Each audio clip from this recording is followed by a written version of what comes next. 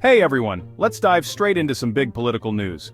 So, Marco Rubio, our current Secretary of State, has just unveiled the first stage of a major overhaul at the U.S. State Department. This plan is set to eliminate 132 domestic offices and cut around 700 positions right here in Washington, D.C. And we're talking about offices focused on war crimes and global conflict, among others. Big deal, right? Now, according to a senior State Department official, these changes are essential to keep the department effective and relevant. They described the current structure as bloated, and said it has had a deleterious effect on foreign policy and the department's relevance. Here's the kicker, though: while there won't be immediate layoffs, officials will lose their jobs eventually. This reorganization is expected to trim down 700 positions within the Washington headquarters.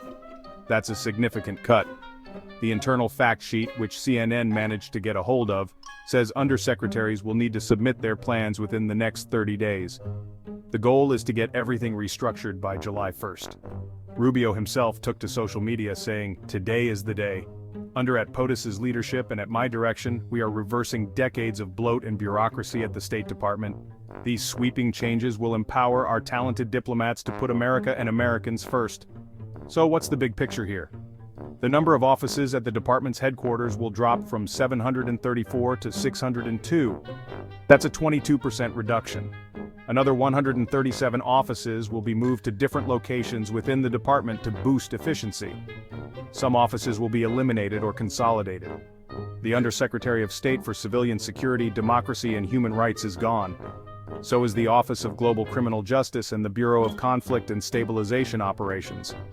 Offices for Refugees, Religious Freedom, and Combating Human Trafficking will now fall under the Office of the Coordinator of Foreign Assistance and Humanitarian Affairs.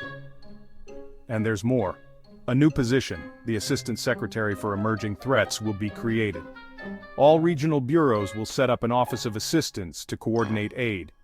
This ties in with the closure of USAID, which, by the way, is being folded into the State Department. Congress has been briefed on these changes. Republican chairman of the House Foreign Affairs Committee, Brian Mast, is on board, calling the overhaul a move to make the State Department leaner and meaner. On the flip side, Democratic ranking member of the Senate Foreign Relations Committee, Jean Shaheen, has her reservations. She notes, any changes to the State Department and USAID must be carefully weighed with the real costs to American security and leadership. So there you have it. Major changes are in the works at the State Department. As always, the devil's in the details, and we'll be keeping a close eye on